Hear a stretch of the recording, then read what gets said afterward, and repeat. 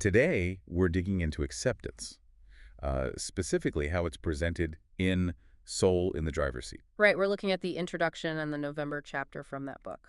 And it's positioned as this message about peace, love, understanding, humanity awakening, that kind of thing. hmm So our mission today is to really unpack its perspective on acceptance. Why is it important according to this source, and, what are the actual steps it suggests? Yeah, how do you do acceptance, according to this view? And one thing that jumped out right away is how it defines acceptance. It's not necessarily about liking things. No, not at all. It seems more about seeing what you can't control and maybe learning to observe things without that intense emotional reaction. Precisely. Observing without getting totally invested. Okay, so let's go back to the beginning, the introduction. It lays out this pretty big idea, humanity needing to wake up from an insane illusion. Right, and finding this love that's supposedly always been there. And then there's that statement. The one about every human being, a soul aspect of God. Yeah, that one. It's quite a claim. What does that really imply for, say, how we interact with each other, or even think about acceptance? Well, if you take that seriously, it kind of dissolves the basis for judging people so harshly, doesn't it? It has to, you'd think. If everyone shares that core connection, that spark, then maybe acceptance becomes the more natural state, seeing past the surface stuff. And then it pushes further. It's not enough to just believe in love. No, the challenge is to actually be love, especially when it's hard. Right, in those tough environments. It's presented as a practical approach, way to navigate the world. And it says you start by dropping the pretenses, the fear, and specifically, judgment. How does dropping judgment help you be love? Well, judgment often comes from fear, right? Fear and separation. Judging creates distance. Okay. Whereas being love, that implies connection, empathy. So if you let go of the judgment, you're more open. Open to understanding, maybe? Seeing where someone else is coming from? Yeah, exactly. Which naturally leads towards acceptance. You're leading with compassion, not, pointing fingers. Got it. Then the intro brings in Chapter 7 Steps to Authenticity. Ah, yes, the book within a book. It explicitly compares it to the workbook in A Course in Miracles. So it's very practical. Exercises for reflection.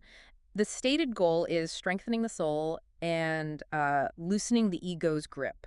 Why the shift to exercises here? I think it emphasizes that this isn't just theory you read about. Right? It's something you do. You engage with it daily. These steps are meant to help you internalize the ideas, make real changes in how you think and act. And the language changes too, not teacher and student, but mentor and mentee. Mentor being soul dominant, mentee being soul emergent. What's that dynamic about? It sounds less like a classroom, more like a guidance, like someone further along the path, helping someone else find their way. More collaborative, maybe. Nurturing that soul connection rather than just instruction. And this chapter weaves the ideas, the content, together with these daily steps, theory and practice, hand in hand. With the ultimate aim being heaven on earth. That's quite ambitious. It is. What does that even mean, though, from this perspective of individual acceptance? Well, perhaps it's about creating inner peace first. If individuals cultivate acceptance within themselves, accepting their flaws, accepting the world's messiness. It reduces that inner friction. Exactly. Less inner conflict could lead to more compassionate interactions. Maybe that's the ripple effect that creates a more harmonious world, a sort of heaven on earth. And it's definitely not sold as a quick fix. It's a whole year-long journey. Right. Monthly topics, daily reflections. The idea is you work through it consistently, become your authentic self, and then you're ready for, I guess, the next level. It implies a process. Acceptance takes time and consistent effort. Absolutely. It's a practice, not a one-time decision. Okay, so that brings us to the focus for November. Acceptance itself.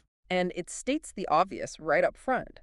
Accepting what you like is easy. Of course. The real work is accepting the things you don't like. That's the challenge. What's the core difference in approach there? It seems to be about managing the emotional reaction. Liking something means easy embrace. Disliking means resistance, judgment. Wanting to change it, fight it. Yeah. So this form of acceptance is about navigating those negative feelings. Yeah. Finding a way to just be with what is, even if you don't like it or approve of it.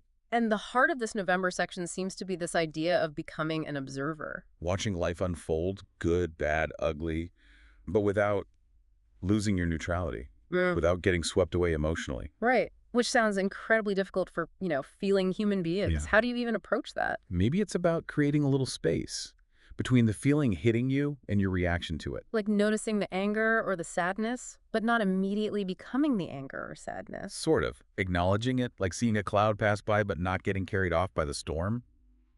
That detachment maybe allows for more acceptance. And the text links this to identifying more with your soul. It says that helps disempower negative events. Disempower how? By making them seem less personal. I think so. Seeing them less as catastrophes aimed at you and more as just events, part of the spectrum of experience. So shifting identity changes perception. The ego takes things personally, but the soul sees a bigger picture. That seems to be the idea. Stepping back allows you to see it's just one part of a much larger landscape, reducing its power over you. And then there's that very direct advice. Yeah. Stop asking why. Yeah, stop trying to figure out why the bad thing happened. Just accept that it did happen. Acknowledge the reality and move on, to limit its power over you. Why is obsessing over the why so counterproductive to acceptance? Well, asking why can keep you stuck, can it? Stuck in blame or regret or just fighting reality? Right. It prevents you from just dealing with what is. Exactly. Sometimes understanding helps us learn, sure, but getting lost in the why of bad things can just prolong the pain and block acceptance. It's crucial, though, to clarify what this acceptance isn't. It's not apathy. No, definitely not giving up or becoming passive. It doesn't mean you suddenly agree with harmful things or ditch your values. It's about knowing the limits of your control. But, importantly, where you can have influence. You use your soul's voice, infused with love, is how the text puts it. How do you balance that? Accepting reality, but still acting. It sounds like accepting the what is the foundation for effective action.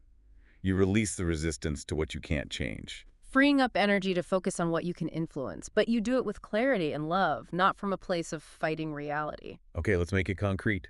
The November daily prompts. These are the exercises. The practical side. Like the first one. What have you never accepted? 100%. And then it asks, can you see the pain that lack of acceptance caused you? What's that getting at?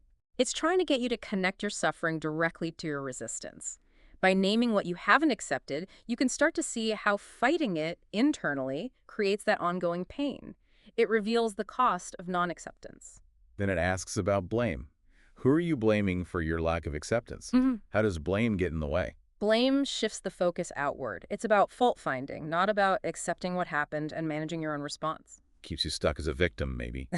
Or perpetually judging. Yeah, it prevents taking responsibility for your inner state. It's a huge barrier to acceptance. And it looks at relationships, too. Yeah. Rejection, giving it, receiving it, even ending friendships due to lack of acceptance. Yeah. What do those reflections teach us? They really highlight how much we need acceptance, how painful its absence is, and maybe make us look at how our own lack of acceptance impacts others, causes breaks in connection. It also gets into social conditioning. Yeah. Did you feel pressure as a kid to act a certain way to be accepted? Right, and then it draws that distinction. Being acceptable often relies on arbitrary rules, like no shirt, no shoes, no service. Which it says isn't true acceptance. That's conditional. Exactly. True acceptance is unconditional, recognizing inherent worth. Conditional acceptance is about meeting criteria, conforming. One builds connection, the other. Insecurity. Needing validation, yeah. It even asks if you pushed conditional acceptance onto kids you cared for. Ooh, that's a tough one to reflect on. And then there's agreeing to disagree. Is that presented as real acceptance? It seems to be framed as a practical form of it, maybe not deep internal agreement, but accepting the reality of the difference, accepting the other person's right to their view to avoid conflict. So accepting the difference exists even if you don't accept the opinion itself. Kind of. It's functional acceptance for peace. Then it turns inward again. These powerful self-acceptance statements. I accept that I am not my thoughts. I accept that I am not who I have always thought I was. And the big one. I accept that I'm not only who I thought I was, but I'm also soul, a part of God. How does redefining yourself like this help acceptance? It helps you detach from those limited, often critical self-images built on thoughts or past mistakes. Identifying a soul, something deeper and connected. Makes self-acceptance easier, less dependent on external stuff. That seems to be the goal. Connecting with your essence, not just the ego's stories. It also mentions divine love, helping accept what was rejected, stating clearly rejection is not love. But then adds a nuance. Accepting someone doesn't mean you have to hang out with them. Right. How does that work? Accept them, but keep your distance. Acceptance is internal, recognizing their worth, their path. Boundaries are external about your well-being. You can accept someone's soul, their humanity, without needing to be in a relationship that's harmful to you. I see. Acceptance of their being, not necessarily their behavior or the dynamic between you. Precisely. And then those broader ideas. Blessing everyone, not cursing anyone. In like attracts, like suggesting maybe not everyone is meant to be in close proximity. Mhm. How do those fit in? Blessing everyone points to a really deep level of acceptance beyond personal feelings. Like attracts like. Seems to acknowledge that while universal acceptance is the goal, our close circles might naturally form with people who resonate with us. Accepting that natural affinity without judgment. Okay. And the final point in November.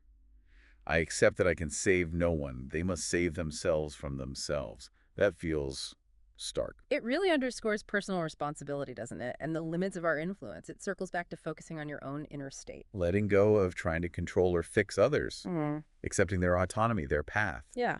Trusting their journey is theirs to navigate. Our job is our own acceptance. So wrapping this up, this deep dive into acceptance via Soul in the Driver's Seat really paints it as, well, as observing life without the intense judgment. Acknowledging what you can't control, focusing on your inner peace, your soul connection. And those steps to authenticity, especially the November prompts, they give you concrete ways to look at your own life. Where are you resisting? Where does non-acceptance cause pain? It's very much about self-reflection and practice, seeing where you get stuck. So here's something for you, the listener, to maybe chew on. Think about a challenge you're facing right now. How might looking at it through this lens of acceptance observation, acknowledging limits, focusing inward, how might that change things for you? Yeah, which of those daily prompts we talked about really hit home? What might that tell you about where a bit more acceptance could make a difference in your life? We hope this exploration has given you some useful insights, maybe a fresh perspective on what acceptance can mean and how you might cultivate it.